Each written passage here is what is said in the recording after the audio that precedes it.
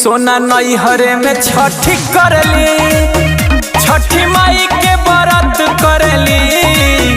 सोना नैहरे में छठी करली, गंगा तीरे बेदी बनाई के लेके सुपली और रख देबेली। कोसी भरे खाती हठ करली, सोना नैहरे में छठी करली।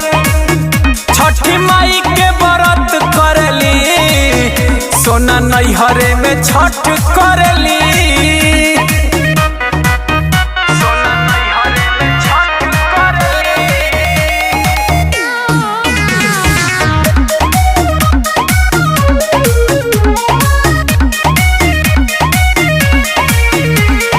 भखली भखती माई पूरा कैली सपना, गोदिए में दे दिहली दूध गो लालाना।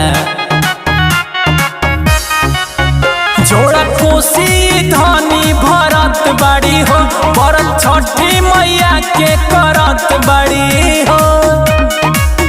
पेन्ही पियरी अइली छठी घाट, जैसे कुल्ही औरत करली। अपन व्रत सफल करली, सोना नैहरे में छठ करली। छठी माई के व्रत करली, सोना नैहरे में छठ करली। सोना नैहरे में छठ करली, सोना नैहरे में छठ करली।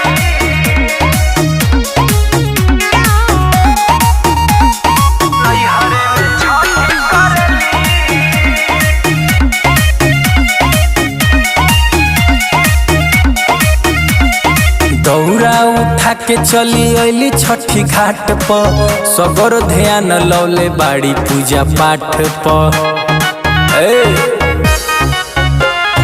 अंकित खियाले अवले हो, अमरेश घाट पहुँचवले हो।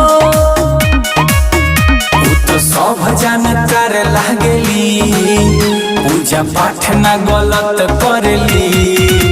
मीठी बोलत हंसत रहेली, सोना नैहरे में छठ करली। छठ माई के व्रत करली, सोना नैहरे में छठ करली।